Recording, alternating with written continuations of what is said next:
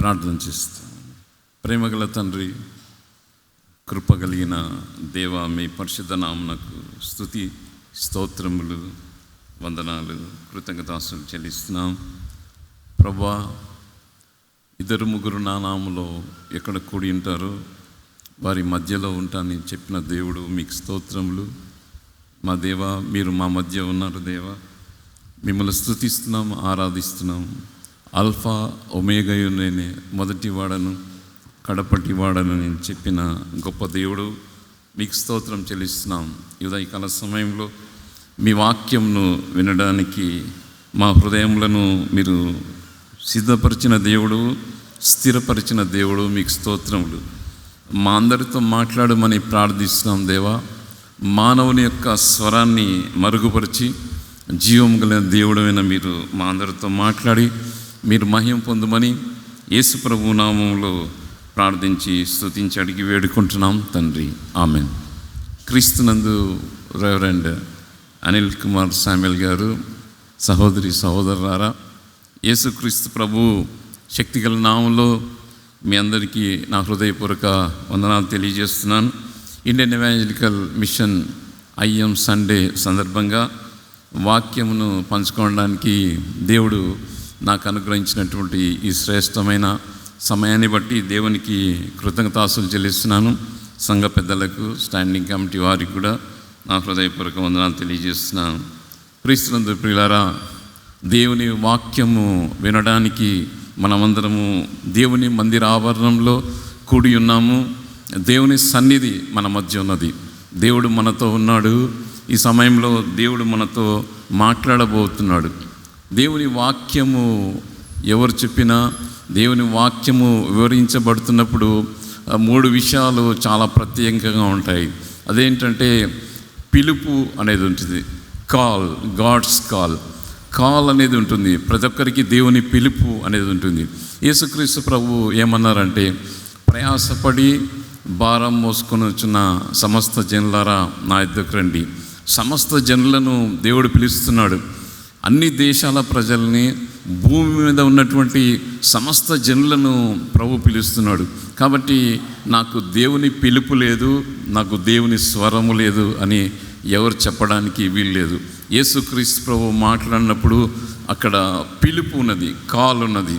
రెండవది ఏంటంటే, యేసుక్రీస్తు ప్రభు మాట్లాడుతున్నప్పుడు ఆదరణ ఉన్నది, కంఫర్ట్. కాల్ ఉంది, కంఫర్ట్ ఉన్నది. దేవుని వాక్యము ఎప్పుడైతే ప్రకటింపబడుతున్నదో అప్పుడు దేవుని యొక్క ఆదరణ మనుషుల హృదయాల్లోనికి ప్రవేశిస్తుంది. మనమందరం ఇక్కడ కూడి ఉన్నాం.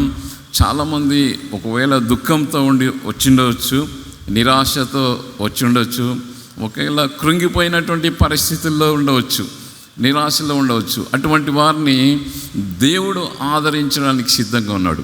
మానవుడు ఎవరు మనల్ని ఆదరించలేడు, కానీ దేవుడు మాత్రము ఆదరించగలడు. కాబట్టి పిలుపు ఉన్నది, కాల్, ఆదరణ ఉన్నది, కంఫర్ట్. చివరిగా ప్రభువు మాట్లాడేటువంటి మాటల్లో కమాండ్ ఉన్నది, ఆజ్ఞ ఉన్నది. కాల్, కంఫర్ట్, కమాండ్, ఈ 3 విషయాలు ఉన్నాయి. ప్రతి ఒక్కరికి పిలుపు ఉన్నది, ప్రతి ఒక్కరికి ఆదరణ ఉన్నది, ప్రతి ఒక్కరికి ఆజ్ఞ అనేది దేవుడు ఇస్తా ఉన్నాడు. ఆ ఆజ్ఞ ఏంటంటే, యేసు ప్రభు చెప్పినటువంటి మాటల్లో నా యొద్ద నేర్చుకొనుడి అని. నా యొద్ద, నేను సాత్వికుడను, దీన మనస్సు గలవాడను, నా యొద్ద నేర్చుకొనుడి అని. ఈ లోకంలో మనము ఎవరి దగ్గర ఏమి నేర్చుకోలేం, కానీ ప్రభువైన యేసుక్రీస్తు పాదముల దగ్గర మాత్రమే మనము అన్నీ నేర్చుకోగలం. ఉదయకాల సమయంలో దేవుని వాక్యంలో యోహాను సువార్త 21వ అధ్యాయము మొదటి 14 వచనాలు వినిపించబడినది.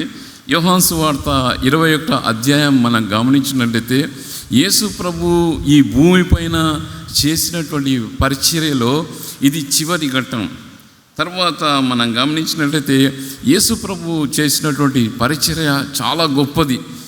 ఆయన చేసినటువంటి పరిచర్య చాలా ప్రత్యేకమైనది. యేసు ప్రభు మాదిరి ఎవరు పరిచర్య చేయలేదు, యేసు ప్రభు మాదిరి ఎవరు పరిచర్య చేయలేరు. ఇంతవరకు యేసు ప్రభు మాదిరి ఎవరు పరిచర్య చేయలేదండి. దేవుని వాక్యంలో మనం గమనించినట్టయితే యేసు ప్రభు యొక్క పరిచర్యలో 5 ప్రాముఖ్యమైన విషయాలు మనం గమనించగలం. మొట్టమొదటి ఏంటంటే, యేసు ప్రభువును మనం చూసినప్పుడు ప్రభువు అత్యంత శక్తి కలిగినటువంటి వాడుగా కనపడినాడు. అందుకొరకే దేవుని వాక్యంలో ఏమని వ్రాయబడిందంటే, మత్తయి సువార్త 1వ అధ్యాయం 7వ వచనంలో బాప్తిసం ఇచ్చి యోహాను ఏమంటాడంటే, నాకంటే శక్తిమంతుడు నా వెనుక వచ్చినాడు. He's powerful. యేసు ప్రభు శక్తి కలిగినటువంటి వాడు, అత్యంత శక్తి కలిగినటువంటి వాడు మొట్టమొదటిది. రెండవది ఏంటంటే, ఆయన అతి పరిశుద్ధుడిగా ఉన్నాడు తన పరిచర్యలో. యోహాను సువార్త 8వ అధ్యాయం 46వ వచనంలో ప్రభు ఏమంటాడంటే, నాలో పాపం ఉన్నదని ఎవడు స్థాపించగలడు, ఎవరు నిరూపించగలడని ప్రభువు తెలియజేసినాడు. మూడవ విషయం అంటే, ఆయన కనికరం కలిగినటువంటి దేవుడుగా ఉన్నాడు. బహు జన సమూహములు యేసు ప్రభు దగ్గరికి వచ్చినప్పుడు ప్రభువు వారందరినీ చూసినప్పుడు వారిపైన కనికరం కలిగినటువంటి ప్రభువుగా ఉన్నాడు.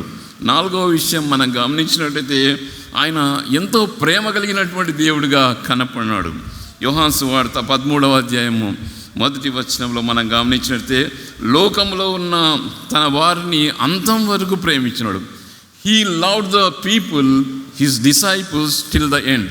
ఈ లోకంలో మిమ్మల్ని కానీ నన్ను కానీ చివరి వరకు ఎవరు ప్రేమించరు. ప్రభువు మాత్రమే మిమ్మల్ని నన్ను చివరి వరకు ప్రేమించేటటువంటి దేవుడు. 5వ ప్రాముఖ్యమైన విషయం ఏంటంటే, యేసు ప్రభువులో స్నేహ స్వభావం అని మనము చూడగలం. He's a friendly person. ఆయన స్నేహ స్వభావం కలిగిన వాడిగా మనం చూస్తాం.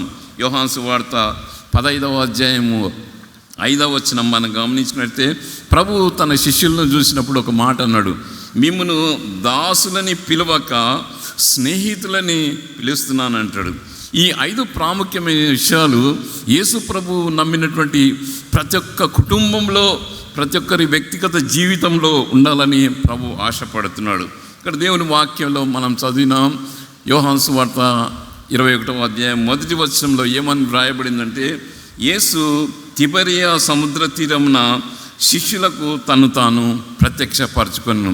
ఇక్కడ మనం గమనించినట్టయితే ఈ శిష్యులు ఎవరున్నారంటే, సీమోను పేతురున్నాడు, తోమా ఉన్నాడు, నతనయేలు ఉన్నాడు, యాకోబు, యోహాను, మరి 2 శిష్యులు ఉన్నారు. టోటల్గా ఇక్కడ మనం గమనించినట్టయితే 6 మంది శిష్యులు ఉన్నారు. 12 మంది శిష్యుల్లో ఒక హాఫ్ గ్రూప్, 12 మంది శిష్యుల్లో 6 మంది ఇక్కడ ఉన్నారు. నతనయేలు 12 మంది శిష్యుల్లో ఒకడు కాడు, కానీ ఆయన ప్రభువు నమ్మినటువంటి వ్యక్తిగా మనము ఇక్కడ చూడగలం. యోహాను సువార్త 21వ అధ్యాయము 14వ వచనంలో మనం గమనించినట్లయితే, యేసు మృతుల్లో నుండి లేచిన తర్వాత శిష్యులకు ప్రత్యక్షమైనది 3వసారి. యేసు ప్రభు చాలాసార్లు 40 దినాల వరకు కనపడినాడు. అయితే 21వ అధ్యాయంలో ఏమని రాయబడిందంటే, this is the 3rd time, 3వసారి ప్రత్యక్షమవుతున్నాడు. ఈ 3వసారి ప్రత్యక్షమైన ఈ 3వ ప్రత్యక్షత చాలా ప్రత్యేకమైనది. ఉదయకాల సమయంలో దేవుని వాక్యంలో మనము ఒక ప్రత్యేకమైన వచనాన్ని ధ్యానించాలని ఆశపడుతున్నాను. అదేంటంటే, మీ దగ్గర అందరి దగ్గర బైబిల్ ఉన్నట్లయితే యోహాను సువార్త 21వ అధ్యాయము 4వ వచనము మనమందరము ధ్యానించాలని ఆశపడుతున్నాను. సూర్యోదయం అగుచుండగా యేసు దరిని నిలిచెను.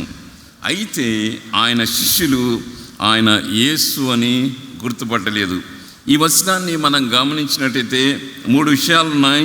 సూర్యోదయం అయింది, యేసు ప్రభు నిలబడి ఉన్నాడు, అయితే ఆయన శిష్యులు ఆయన గుర్తుపట్టలేదు.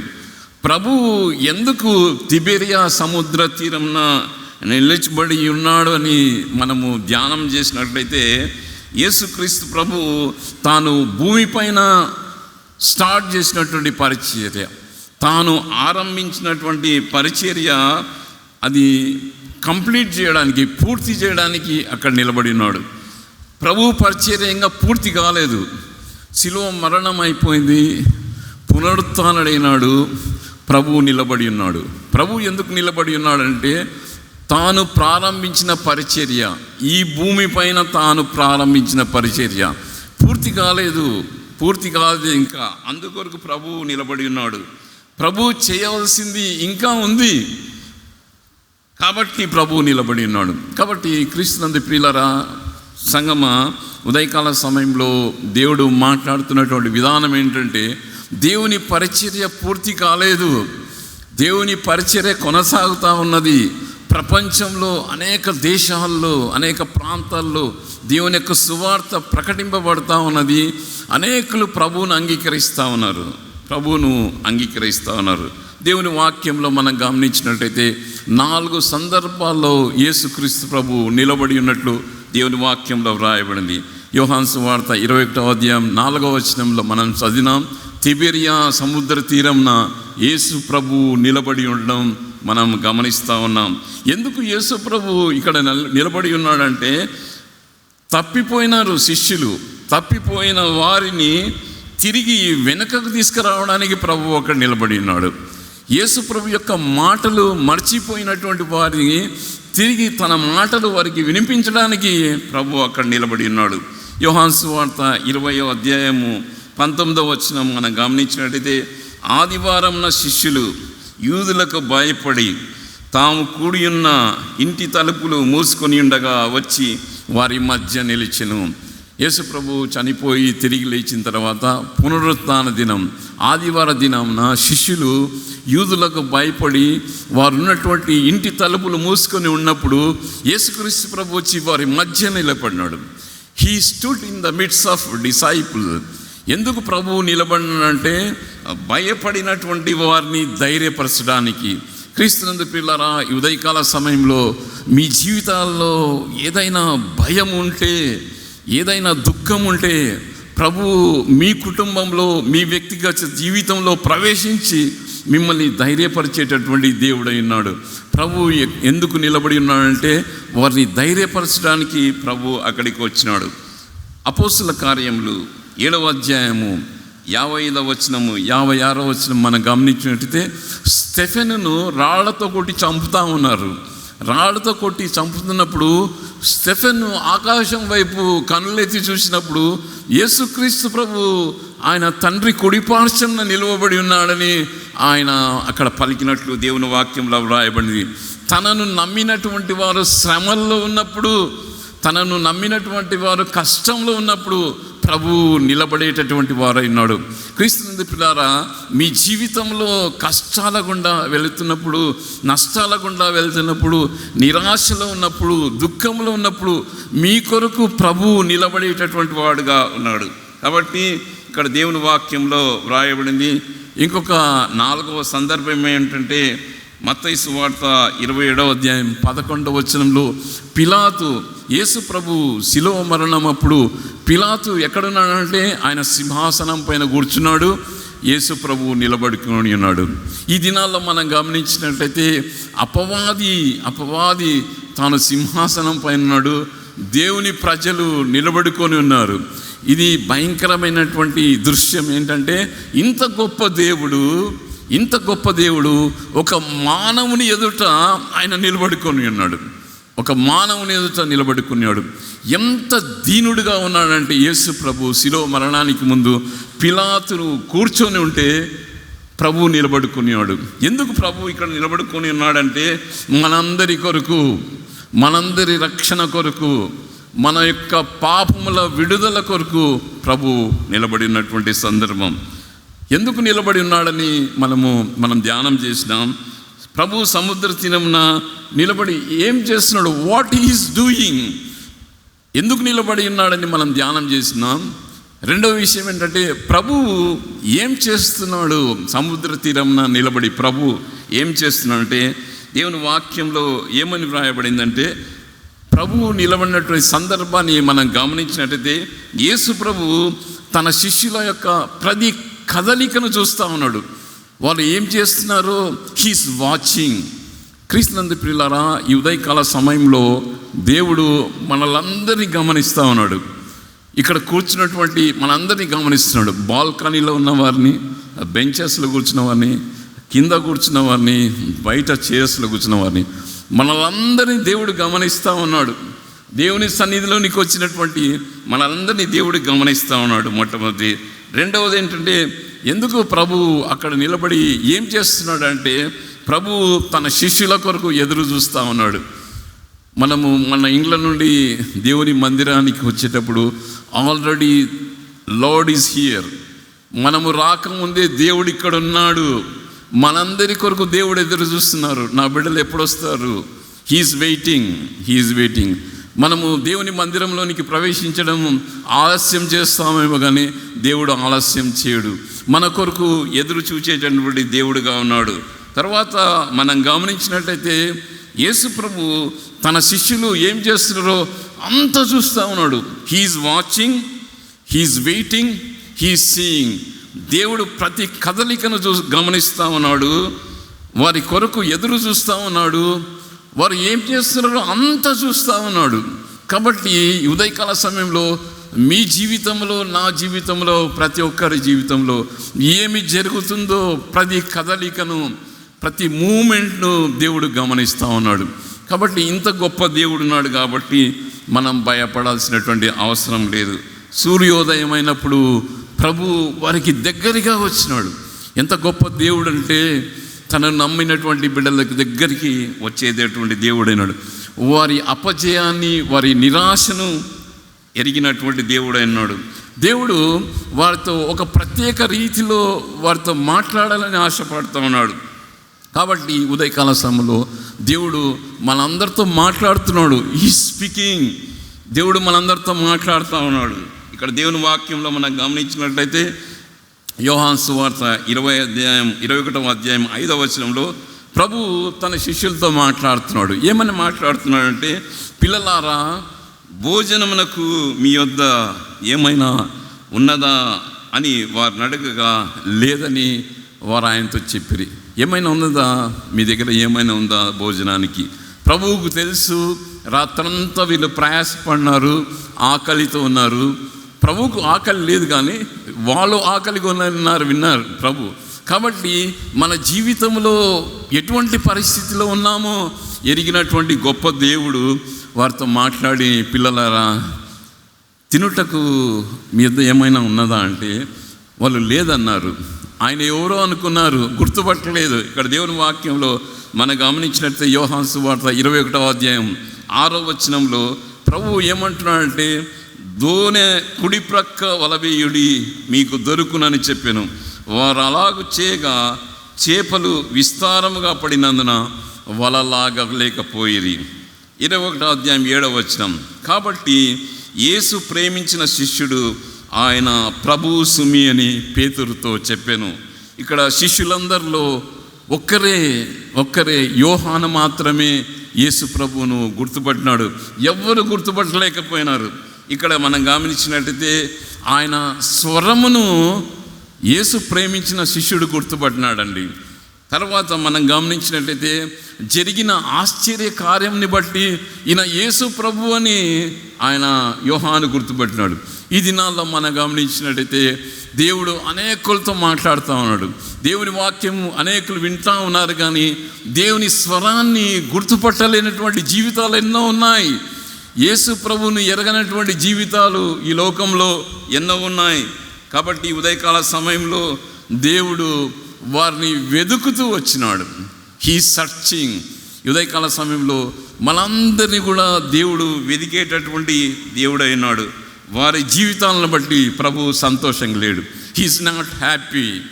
దేవునికి సంతోషం లేదు. పునరుత్థానమైన తర్వాత ఎందుకు సంతోషం లేదంటే, వారి పాత జీవితంలోనికి వెళ్ళిపోయినారు.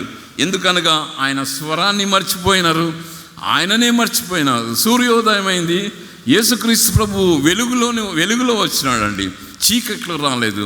యేసు ప్రభు వెలుగులో వచ్చినా కానీ యేసు ప్రభును గుర్తుపట్టలేనటువంటి స్థితిలో శిష్యులున్నారు. కాబట్టి 2 విషయాలు మనము జ్ఞాపకం చేసుకున్నాం.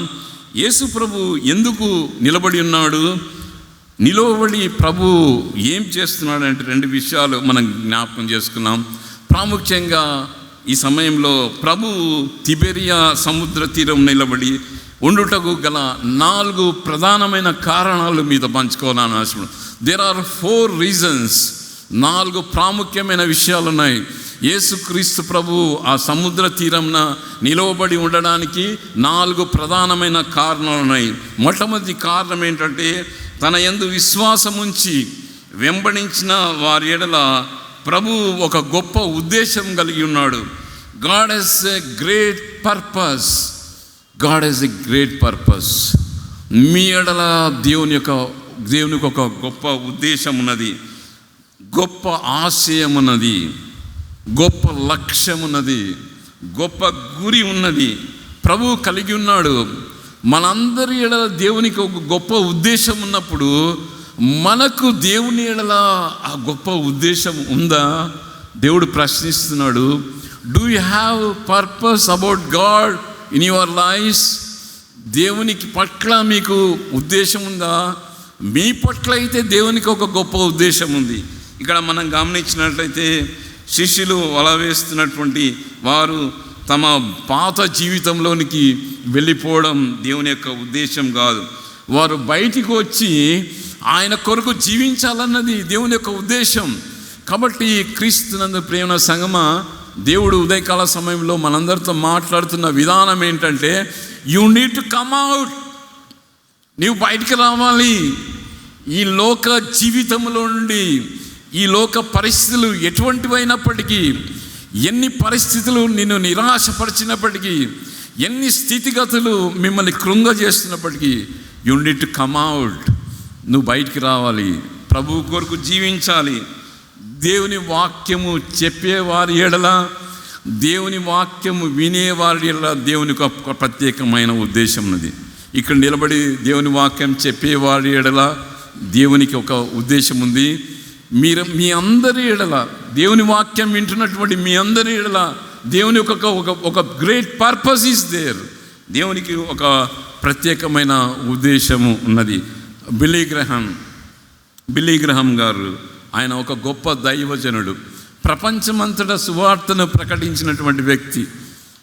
1976 సంవత్సరం చెన్నైకి ఆయన వచ్చినప్పుడు మన సంఘం నుండి 2 బస్సులు వెళ్ళినాయి. 2 బస్సుల నిండా ఆయన వాక్యం వినడానికి వెళ్ళినారు.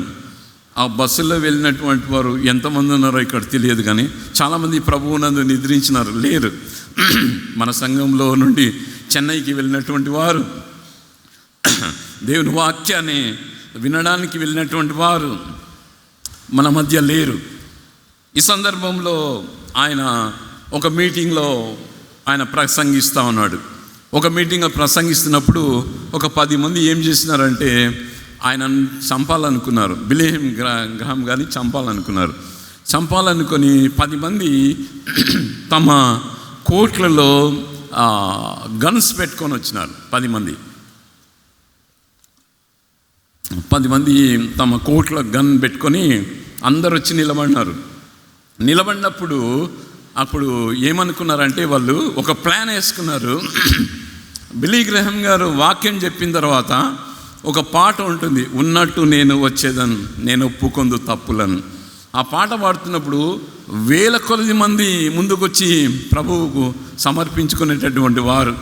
ఆ సందర్భంలో ఏం జరిగిందంటే, వాళ్ళు ఏమనుకున్నారంటే, అందరూ ముందుకు వెళ్ళేటప్పుడు వాళ్ళందరిలో కలిసి ముందుకు పోయి కాల్చి చంపేద్దాం అనుకున్నారు.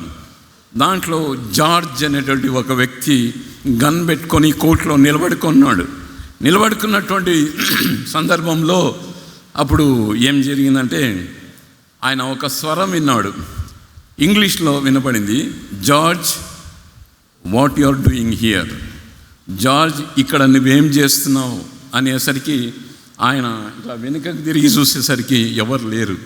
అప్పుడు బిల్లీ గ్రహాం గారు వాక్యం చెప్తా ఉన్నారు, దేవుడు నీతో మాట్లాడుతున్నాడు, నీవేం చేస్తున్నావు, నీ పాపములు ఒప్పుకో, యేసుక్రీస్తు ప్రభువును నీ సొంత రక్షకునిగా అంగీకరించు. దేవుడు నీతో మాట్లాడుతున్నాడు ఈ సందర్భంలో అన్నప్పుడు ఆ జార్జ్ గన్ పెట్టుకున్నటువంటి వ్యక్తి ఏడవడం ప్రారంభించినాడు. దేవుడు నాతో మాట్లాడుతున్నాడు, నేనేం చేయబోతున్నానో దేవునికి తెలిసింది, తన సేవకుని ద్వారా మాట్లాడుతున్నాడు అని ఆయన ఏం చేసినాడంటే ఏడుస్తూ ఉన్నాడు, తన పాపాలు ఒప్పుకుంటున్నాడు. అప్పుడు అందరినీ, ఎవరైతే యేసు ప్రభువును సొంత రక్షకునిగా అంగీకరించినారో ముందుకు రమ్మన్నప్పుడు జార్జ్ ఏం చేసినాడంటే తన కోట్లో ఉన్న గన్ తీసి నేల మీద పెట్టి ముందుకు పరిగెత్తి ప్రభువుని అంగీకరించినాడు. కానీ ఆ మీటింగ్లో జరిగినటువంటి ఆశ్చర్యకారం ఏంటంటే 10 మంది కలిసి బిల్లీ గ్రహాం గారిని చంపాలనుకున్నప్పుడు వారిలో 9 మంది యేసు ప్రభువును సొంత రక్షకునిగా అంగీకరించినారు. కాబట్టి దేవుని వాక్యము ప్రకటించే వారి ఎడల దేవునికి ఒక ఉద్దేశం ఉంటుంది. దేవుని వాక్యము ప్రకటించే వారి ఎడల మాత్రమే కాకుండా దేవుని వాక్యము వినేటటువంటి వారి ఎడల కూడా దేవునికి ఒక ప్రత్యేకమైన ఉద్దేశం ఉంటుందండి.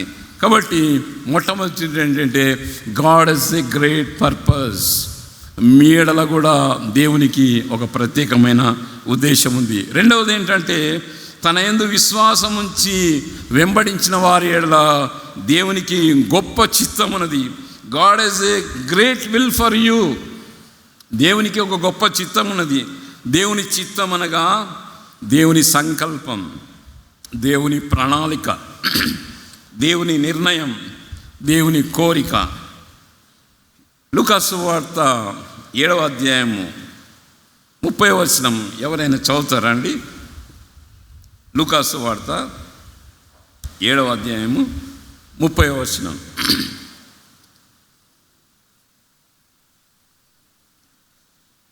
చదువుతారా ఎవరైనా?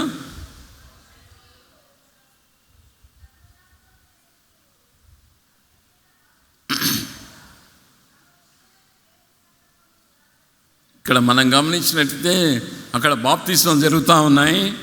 పరిసయ్యులు ధర్మశాస్త్రోపదేశకులు అతని చేత బాప్తిస్మం పొందక తమ విషయమైన దేవుని సంకల్పమును నిరాకరించిరి. దేవుని చిత్తాన్ని అక్కడ ఉన్నటువంటి వారు చాలామంది నిరాకరించినారు. దేవుని నిర్ణయం, దేవుని కోరికను వారు నిరాకరించినారు. ప్రతి మనిషి పట్ల దేవుని యొక్క చిత్తం ఉందని మనం గ్రహించాలా. మనుషులను ప్రేమించడం, మనుషులను రక్షించడం, వారితో సహవాసం కలిగి ఉండడం దేవుని చిత్తం. అయితే కొంతమంది ఏం చేస్తున్నారంటే ఇది మాకిష్టం లేదని దేవుని చిత్తాన్ని నిరాకరించినారు. క్రీస్తు పిల్లరా, మేము అడవి ప్రాంతంలో భువనగిరిపల్లి అనే గ్రామంలో మేమున్నప్పుడు మేము ప్రతి గురువారం ఒక గ్రామానికి వెళ్ళేవాళ్ళం. దూదేకులపల్లి అనే గ్రామానికి 5 కిలోమీటర్లు ఉంటుంది. ఆ గ్రామానికి మేము ఎడ్ల బండిలో ప్రయాణం చేసేవాళ్ళం. ఒకరోజు ఏమైపోయిందంటే మాకు ఎడ్ల బండి దొరకలేదు. అప్పుడు మాతో రావాల్సిన వారు మాకు సహాయం ఎవరు రాలేదు. అప్పుడు నేను నా భార్యనే ఏమనుకున్నామంటే మన ఇద్దరం నడిచిపోదామన్నాం, అడవిలో నడిచిపోదామన్నాం. మేమిద్దరం నడిచిపోతా ఉన్నప్పుడు అడవి మధ్యలో ఉన్నాం. చలికాలము, సాయంత్రము 5:30 అయింది. చీకటి పడింది. చీకటి పడేసరికి 5:30కే చీకటి పడింది. అప్పుడు నేను నా భార్యతో అన్నాను, పరిగెత్తు అన్నా. ఎందుకంటే ఇక్కడ ఎలుగుబంట్లు ఉంటాయి కాబట్టి పరిగెత్తమన్నాను. మేము ఒక 5-10 నిమిషాలు అడవిలో పరిగెత్తినాం ఇద్దరం. అప్పుడు మేమిద్దరం చాలా స్ట్రాంగ్గా ఉన్నాం, ఇద్దరం యవనస్తులుగా ఉన్నాం. ఇద్దరం పరిగెత్తినాం. 5-10 నిమిషాలు పరిగెత్తి అడవి దాటిన తర్వాత దూదేకులపల్లి అనే గ్రామం వచ్చింది. ఆ గ్రామంలోనికి ప్రవేశించినాం. అక్కడ ఒక కుటుంబం ఉంది, వీరన్న రత్నమ్మ అనేటువంటి ఒక కుటుంబం. ఆ గ్రామంలో ఆ కుటుంబం మాత్రమే ప్రభువుని అంగీకరించినటువంటి కుటుంబం. ఆ కుటుంబం దగ్గరికి పోయినాం. ఆ ఇంటి డోర్ దగ్గర నిలబడేసరికి ఆ ఇంట్లో ఉన్నటువంటి వారు మమ్మల్ని చూసి ఆశ్చర్యపోయినారు. అన్న, ఇంత చీకట్లో ఎట్లా వచ్చినారన్న అంటే నేను అన్నాను, అక్క మేము పరిగెత్తి వచ్చినాం అడవిలో దాటిన తర్వాత మేము స్లోగా నడుచుకుంటూ వచ్చినామన్నారు. చాలా ఆశ్చర్యపోయినారు వాళ్ళు. తర్వాత ఆ ఇంటికి మేము పరిగెత్తిన తర్వాత ఆ ఇంట్లో వారికి 2 కుమార్తెలు 2 కుమారులు. పెద్ద కుమార్తె ప్రణీత విజయ్ కుమార్ అని మిషనరీ. ఆ అమ్మాయి మన మధ్య ఉంది కుటుంబంతో. ఆ అమ్మాయిని దేవుడు పరిచర్యకు పిలిచినప్పుడు మిషనరీగా వచ్చింది. మారుమూల ప్రాంతం, అడవి ప్రాంతంలో ఉన్నటువంటి ఆ కుటుంబంలో ఉండి ఒక వ్యక్తి, ఒక అమ్మాయి దేవుని కొరకు బయటికి వచ్చింది మిషనరీగా. రాబర్ట్స్గంజ్ అనేటువంటి ఆ ప్రాంతంలో ఉత్తరప్రదేశ్లో మిషనరీగా వెళ్ళింది. ప్రస్తుతం కరీంనగర్లో వాళ్ళు చర్చ్ మినిస్ట్రీస్లో మిషనరీస్గా ఉన్నారు. దేవుని చిత్తం, దేవుని నిర్ణయం ఒక వ్యక్తి పట్ల ఎట్లుంటుంది అనేటువంటి సజీవ సాక్ష్యం. ఎక్కడో ఉన్నటువంటి వారిని దేవుడు పిలుస్తూ ఉన్నాడు. ఈ దినాల్లో కూడా ఎంతోమంది యవన బిడ్డలను దేవుడు పిలుస్తున్నాడు. God wants young people. యవనస్తులు దేవునికి కావాలి. ఈ వాక్యం వింటున్నటువంటి యవనస్తులారా, దేవుడు ప్రత్యేకంగా మీ జీవితాలతో మాట్లాడుతున్నాడు. మీ జీవితం దేవునికి కావాలని ఆశపడుతున్నాడు. ఒకవేళ మీ జీవితాన్ని దేవునికి ఇచ్చినట్లయితే మీ జీవితంలో ఏమి తక్కువ కాదు. దేవుడు ఏమి తక్కువ చెయ్యడు. దేవుడు మిమ్మల్ని ఆశీర్వదిస్తాడు. సిలువనెత్తుకొని తన కాడిని మోసేటటువంటి వారితో దేవుడు ఉంటాడని మీకు జ్ఞాపకం చేస్తున్నాను. దేవుని చిత్తాన్ని వీరు శిష్యులు గ్రహించినారు. వారి జీవితంలో దేవుని కోరికను వారు ఒప్పుకున్నారు. దేవా, మా చిత్తం కాదు, మా ఇష్టం కాదు దేవా, నీ చిత్తం చొప్పున మేము జీవిస్తామని యేసుక్రీస్తు ప్రభు శిష్యులు వారు భూదిగంతముల వరకు సువార్తను ప్రకటించడానికి వెళ్ళినారు. అది రెండవది ఏంటంటే, మొట్టమొదటి ఏంటంటే God is a great purpose. మేడల దేవునికి ఒక ఉద్దేశం ఉంది. రెండవది ఏంటంటే మేడల దేవునికి ఒక చిత్తం ఉంది. God is a great will for you.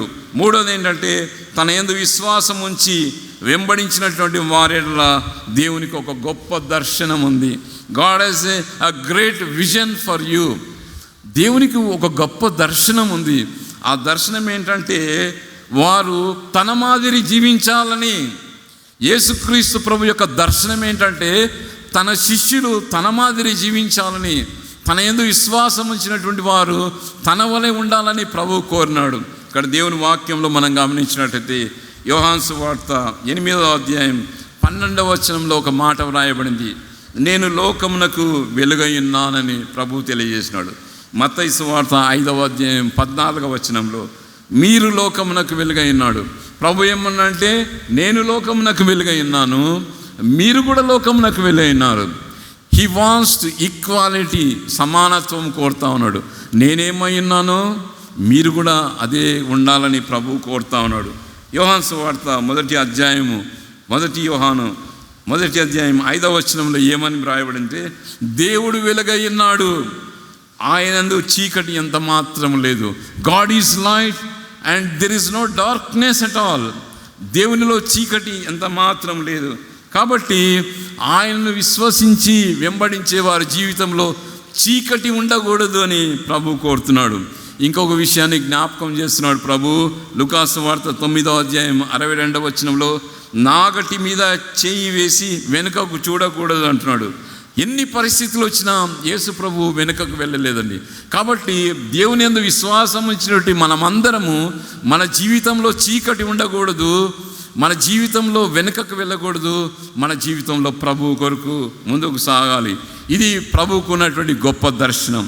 మన ఎడల దేవునికి ఒక గొప్ప దర్శనం ఉన్నప్పుడు మనకు ఎందుకు ఉండకూడదు? దేవుని కొరకు మనకెందుకు ఉండకూడదు దర్శనం? ప్రభువా, నేను నీ కొరకు జీవిస్తాను ప్రభువా, నాలో చీకటి ఎంత మాత్రం ఉండకూడదు. నీలో చీకటి లేనప్పుడు దేవా నాలో కూడా చీకటి ఉండకూడదు. దేవా నీవు వెనుకకు వెళ్ళనప్పుడు నేను కూడా వెనుకకు వెళ్ళను. దేవా నీవు ముందుకు సాగినప్పుడు నా జీవితంలో నేను కూడా నీ కొరకు ముందుకు సాగుతాను ప్రభు అని ఒక గొప్ప తీర్మానంలో మనం ఉండాలని దేవుడు మన అందరితో మాట్లాడుతున్నాడు. చివరిగా 4వ విషయం ఏంటంటే యేసుక్రీస్తు ప్రభు తిబెరియా సముద్ర తీరంన నిలబడి ఉండడానికి గల ప్రధానమైన కారణం ఏంటంటే ప్రభు తనను వెంబడించిన వారి పట్ల గొప్ప ప్రేమ కలిగి ఉన్నాడు. God is a great love for you. మందిరావరణంలో చర్చ్లో కూర్చున్నటువంటి ప్రతి ఒక్కరి ఎడల దేవుడు గొప్ప ప్రేమ కలిగి ఉన్నాడు. మిమ్మల్ని ప్రేమించేవారు లేకపోవచ్చేమండి. ఈ దినాల్లో మనం గమనించినట్లయితే అన్నీ పైకే మాటలు ఉంటాయి. నిజంగా మిమ్మల్ని ప్రేమించేవారు, యథార్థంగా ప్రేమించేవారు ఎవరు ఉండరు. మీతో ఉండేవారు ఎవరు ఉండరు. మిమ్మల్ని ఆదరించేవారు ఎవరు ఉండరు. మిమ్మల్ని ధైర్యపరిచేటటువంటి వారు ఎవరు ఉండరు. అయితే యేసుక్రీస్తు ప్రభు ఆయన ఎంత ప్రేమ కలిగినటువంటి దేవుడు అంటే తన శిష్యుల కొరకు ప్రేమతో అక్కడ నిలబడుకొని ఉన్నట్లు మనం గమనిస్తాం. యోహాను సువార్త 13వ అధ్యాయం 1వ వచనంలో, లోకంలో ఉన్న తన వారిని ప్రేమించి వారిని అంతం వరకు ప్రేమించను. దేవుని ప్రేమ చివరి వరకు ఉంటుంది. Till the end of your life. చివరి వరకు దేవుడు నిన్ను ప్రేమిస్తాడు. లోకంలో మనుషులు మిమ్మల్ని మర్చిపోతారు. లోకంలో మనుషులు మిమ్మల్ని ప్రేమించరు. యథార్థమైన ప్రేమ దేవునిలోనే కనపడుతుంది. అందుకొరకే ఇక్కడ దేవుని వాక్యంలో వ్రాయబడింది. యోహాను సువార్త 15వ అధ్యాయం 15వ వచనంలో, శిలువ మరణానికి ముందు యేసు ప్రభు చివరి భోజనం పస్కా ఆచరించే సమయంలో అక్కడ ప్రభు ఏమంటాడంటే, ఇక మిమ్మల్ని దాసులని పిలవక స్నేహితులని పిలుస్తున్నాను అంటాడు. ఇక్కడ మనం గమనించినట్టయితే 15వ అధ్యాయం 14వ వచనంలో, నేను మీకు ఆజ్ఞాపించినవన్నీ చేసిన మీరు నాకు స్నేహితులు ఉంటారు. God has a love for you. దేవునికి ఎంత ప్రేమ ఉందంటే, హీఈస్ లైక్ ఎ ఫ్రెండ్. ఒక స్నేహితుడిగా ఉండడానికి దేవుడు ఇష్టపడతాడు. 30 సంవత్సరాల తర్వాత ఒక స్నేహితుడు మా ఇంటికి వచ్చినాడు. లిఫ్ట్లోంచి బయటకు వస్తూ ఉన్నారు. మేము లిఫ్ట్లోకి పోతా ఉన్నప్పుడు నన్ను చూసినాడు. నన్ను చూసి, నిన్ను చూడడానికి వచ్చినాను అన్నాడు. ఆయన అసిస్టెంట్ కమిషనర్ ఆఫ్ పోలీస్ హైదరాబాద్లో ఉన్నాడు. ఆయన ఎస్పీగా వైజాగ్లో రిటైర్డ్ అయిన తర్వాత నిన్ను చూడడానికి వచ్చి 30 సంవత్సరాల తర్వాత నా స్నేహితుడు నన్ను చూడడానికి వచ్చినాడు. ఎస్పీగా రిటైర్డ్ అయినాడు. ఒక గొప్ప పోలీస్ ఆఫీసర్గా ఒకసారి వచ్చినాడు అంతే నన్ను చూడడానికి. ఇంకా తర్వాత రాలేదు, తర్వాత ఫోన్ చేయలేదు. యేసుక్రీస్తు ప్రభు అట్లా కాదు. దేవుడు నీ స్నేహితుడు అయిన తర్వాత ఎప్పుడు నీతో ఉంటాడు, ఎప్పుడు నీతో మాట్లాడేటటువంటి వాడు అంటాడు. దేవుని వాక్యంలో మనం గమనించినట్లయితే యెషయా గ్రంథము 41వ అధ్యాయం 8వ వచనం చూడండి. బైబిల్ ఉన్నటువంటి వారు, నా సేవకుడైన ఇశ్రాయేలు, నేను ఏర్పరచుకున్న యాకోబు, నా స్నేహితుడైన అబ్రహాము సంతానమా. అబ్రహాముని ఏమంటున్నాడంటే దేవుడు, నా స్నేహితుడైన అబ్రహాము సంతానమా, నీకు తోడుగా ఉన్నానంటున్నాడు. భయపడకము, నేను నీ దేవుడని అంటున్నాడు. దిగులు పడకము, నిన్ను బలపరుస్తానంటున్నాడు. నీకు సహాయం చేయవాడు నేనే, నీతి అను నా దక్షిణాహస్తంతో నిన్ను ఆదుకుంటాను. ఎంత గొప్ప దేవుడు! What a wonderful God, what a mighty God, what a loving God. ఎంత ప్రేమ గల దేవుడు మనకున్నాడు. కాబట్టి ఉదయకాల సమయంలో ఈ 4 విషయాలు తిరిగి మీకు జ్ఞాపకం చేస్తున్నాను. అదేంటంటే, ఆయనందు విశ్వాసం ఉంచినటువంటి వారి కొరకు దేవుడు ఒక గొప్ప ఉద్దేశం కలిగినాడు. మనందరి ఎడల దేవుడు ఒక గొప్ప ఉద్దేశం కలిగినాడు. మొట్టమొదటిది, God has a great purpose. రెండవది ఏంటంటే, ఆయనందు విశ్వాసం ఉంచిన వారి ఎడల దేవుడు ఒక గొప్ప చిత్తం కలిగినాడు. God has a great will for you. నీ ఎడల ఒక చిత్తాన్ని దేవుడు కలిగి ఉన్నాడు. రెండవది. మూడవది ఏంటంటే, తన యందు విశ్వాసం ఉంచిన వారి ఎడల ఒక గొప్ప దర్శనం కలిగి ఉన్నాడు. దేవుడు మనల్ని చూస్తున్నాడు ఏంటంటే, ఆయన మాదిరి ఉండాలనేటువంటి ఒక గొప్ప కోరిక కలిగి ఉన్నాడు. నాలుగో విషయం అంటే, ఆయన యందు విశ్వాసం ఉంచినటువంటి వారి ఎడల గొప్ప ప్రేమ కలిగి ఉన్నాడు. ఇంత గొప్ప ప్రేమను మనము నిర్లక్ష్యం చేయకూడదు. ఇంత గొప్ప ప్రేమను మనము తృణీకరించకూడదు. చాలామంది నిరాకరిస్తూ ఉన్నారు, దేవుని ప్రేమను నిరాకరిస్తున్నారు.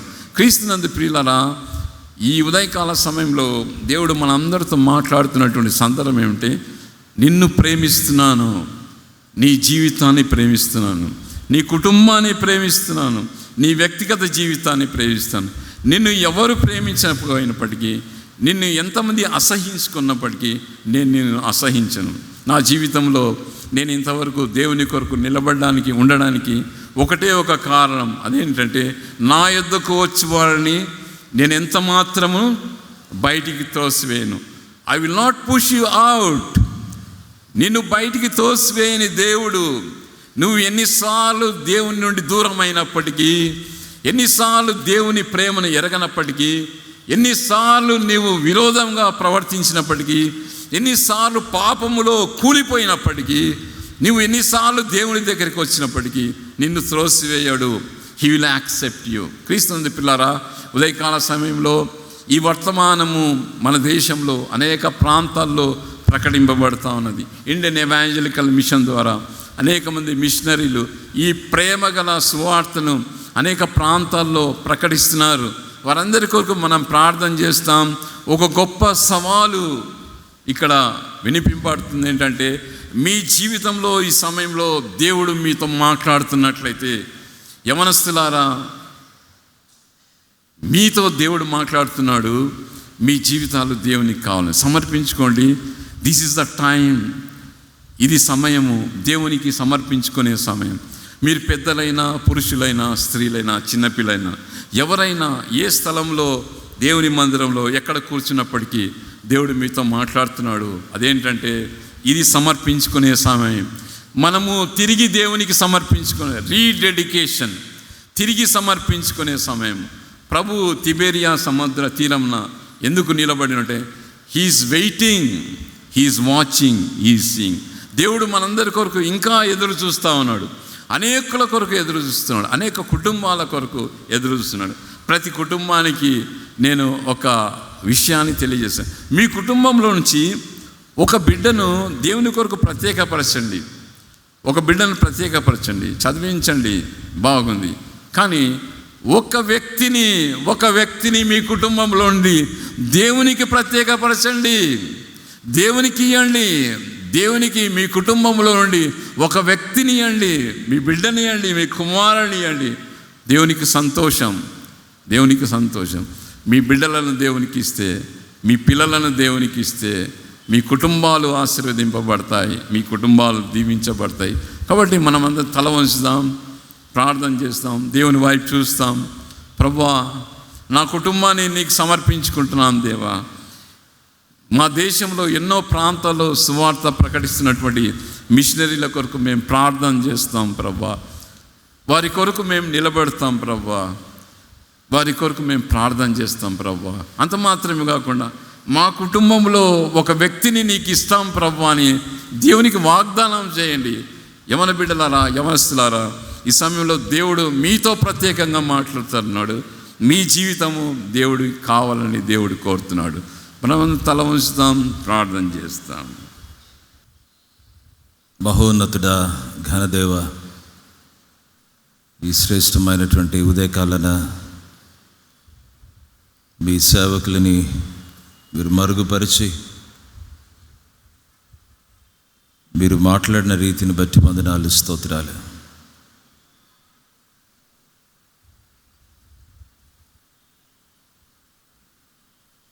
మీ శ్రేష్టమైన వాక్యాన్ని మేమందరం విన్నాం. మీ సేవకుడికై తమ జీవితాలను ఎవరైతే ఉదయకాలను సమర్పించారో, వారు యవనస్తులు కావచ్చు, పెద్దలు కావచ్చు, స్త్రీలు కావచ్చు, పురుషులు కావచ్చు, ప్రభా మీరు చూస్తూ ఉన్నారు.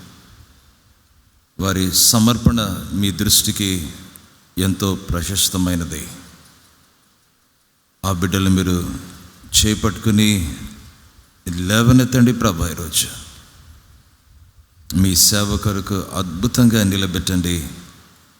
మీ ఆత్మచేత నింపి ఏ ఏ ప్రాంతంలో ఇలా సమర్పించుకున్నారో సేవ కొరకే మీరు వాడుకోవాలని ఇష్టపడ్డ ఆ ప్రాంతాల్లో ఈ బిడ్డలను గొప్పగా దీవించండి. మీ సువార్తను ప్రకటిస్తూ అనేక మందిని ప్రభువైన యేసు క్రీస్తునందలి రక్షణలోనికి నడిపించుటకు సహాయం చేయండి. ఎవరైతే తమ జీవితాలు ఈ ఉదయకాలన రీడెడికేట్ చేసుకున్నారో, మేము ప్రార్థిస్తామని, మా ఇంట్లో మా బిడ్డలను ఒకరిని సేవ కొరకు ప్రత్యేకపరుస్తున్నామని చెప్పి, ఒకరిని కాదు మేము ఇద్దరిని ప్రత్యేకపరుస్తున్నామని చెప్పి ప్రభా ఆ సమర్పణ ఏదైతే చేస్తుంటున్నారో, ఆ తీర్మానం ఏదైతే తీసుకుంటున్నారో, ఆ తీర్మానాన్ని మీరే ఆశీర్వదించి ఘనపరచండి. ఎందుకంటే అది మీ దృష్టికి ఎంతో ప్రశస్తమైనది. మేము వెళ్ళకపోతే ఎవరు వెళ్ళాలయ్యా? మేము సేవకులను ప్రభా ప్రోత్సహించకపోతే మా కుటుంబాలలో ఇంకా ఎవరు ప్రోత్సహించాలి? నేను సంఘాన్ని మీ వాక్యం చేత ఈరోజు కదలించారు, నీకు స్తోత్రాలు. మరొకసారి మీకు వందనాలు చెల్లిస్తూ, మీ కృపగల రెక్కల నీడలో మా జీవితాలను ఆశీర్వదించి బలపరచమని కోల్ సెంటినియల్ తెలుగు బ్యాప్టిస్ట్ సంఘం కర్నూలు నుండి అనేక మంది మిషనరీస్ మునుపు లేవనెత్తారు. ఇప్పుడు కూడా ఆ కార్యాన్ని మీరు జరిగించండి ప్రభా. ఇక్కడ ఈ వాక్యాన్ని కొన్ని వందల మంది వింటూ ఉన్నారు, యవన బిడ్డలు. నేను ఆ బిడ్డలు మీరు పురికొల్పండి మరొక పర్యాయం. మీకు స్తోత్రాలు, మీకు వందనాలు. ముందు రోజుల్లో ఈ దేశ సరిహద్దులకు వెళ్ళటానికి మీరు చూపించు మారుమూల ప్రాంతాలకు, పట్టణాలకు ఈ బిడ్డలు ప్రభా ఆత్మచేత నింపబడి మీ పరిశుద్ధమైన సేవ పిలుపుకు స్పందించినటువంటి బిడ్డలై నేను వెళ్ళగలిగినట్లు మీరు సహాయము చేయండి. సంఘంగా వారిని ప్రేమించి దీవించి పంపించినట్లు నేను సంఘాన్ని మీరే బలపరచమని మేము ప్రార్థన చేస్తుంటున్నాం. మరొకసారి ప్రభా ఈ శ్రేష్టమైన వాక్యాన్ని బట్టి వందనాలు, స్తోత్రం చెల్లిస్తూ అయ్యం పరిచర్యను మీరు ఆశీర్వదించమని యేసు నామమున ప్రార్థిస్తుంటున్నాం పరమ తండ్రి. ఆమెన్.